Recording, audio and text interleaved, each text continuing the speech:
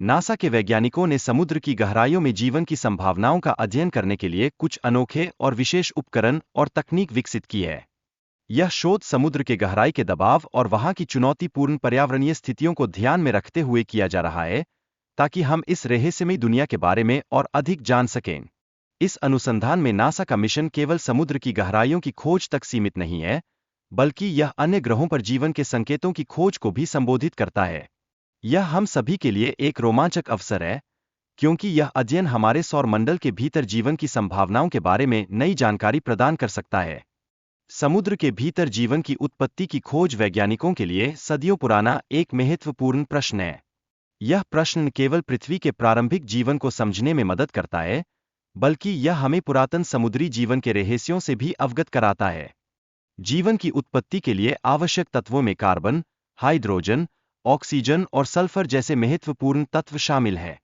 ये तत्व अपने विशेष संयोजन में मिलकर जीवन का निर्माण करते हैं, और इसी कारण से उनके बारे में जानना आवश्यक है। अधिकतर लोग सोचते हैं कि जीवन का एकमात्र स्रोत सूर्य है, लेकिन यह एक साधारण भ्रांति है। जीवन को बनाए रखने के लिए और भी कई स्रोत मौजूद हैं। यह विचार हमें जीवन की विविधता और उसकी अनोखी प्रक्रियाओं के बारे में सोचने पर मजबूर करता है।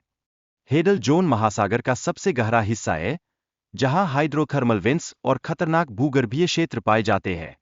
ये स्थान जीवन की उत्पत्ति के लिए बेहद महत्वपूर्ण हो सकते हैं, और वैज्ञानिकों का मानना है कि यहां जीवन के विकास की संभावनाएं हो सकती है।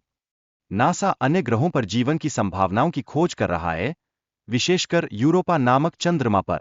यूरोपा के महासागरों में जीवन की संभावनाएं बहुत अधिक है, और इसे लेकर वैज्ञानिकों की उत्सुकता भी बढ़ रही है। यूरोपा का महासागर पृथ्वी के महासागरों के समान है, और वहां जलवायु के लिए आवश्यक सभी तत्व मौजूद है। यह वैज्ञानिकों के लिए एक महत्वपूर्ण अध्ययन क्षेत्र बन गया है, जहां वे जीवन के संकेतों की खोज कर सकते हैं। नासा की आगामी मिशन यूरोपा पर जीवन के संकेत खोजने के लिए अत्यंत महत्वपूर्ण मानी जा रही है। यह मिशन चंद्रयान-3 की तुलना में कहीं अधिक चुनौतीपूर्ण और रोमांचक होगा, जो हमें जीवन की नई संभावनाओं के करीब ले जा सकता है। यह उपग्रह जुपिटर के 4 बड़े चंद्रमाओं के पास से गुजरते हुए यूरोपा की कक्षा में प्रवेश करेगा। इसके बाद वैज्ञानिक 2031 में यूरोपा की सतह का अध्ययन करेंगे, जहां वे नई खोजों की उम्मीद कर रहे हैं। यूरोपा की बर्फ की परत के नीचे पानी की मौजूदगी हो सकती है, जिससे जीवन की संभावनाएं और भी अधिक बढ़ती है। वैज्ञानिक इसके गहराई में जीवन के संकेतों की खोज करेंगे, जो हमारी समझ को और भी गहरा बना सकती है। इस मिशन के माध्यम से मानवता की जिज्ञासा और वैज्ञानिक प्रगति को बढ़ावा मिलेगा। ऐसे मिशन न केवल नए ज्ञान की खोज करते हैं, बल्कि विज्ञान और प्रौद्योगिकी के क्षेत्र में नई खोजें करने का अवसर भी प्रदान करते हैं।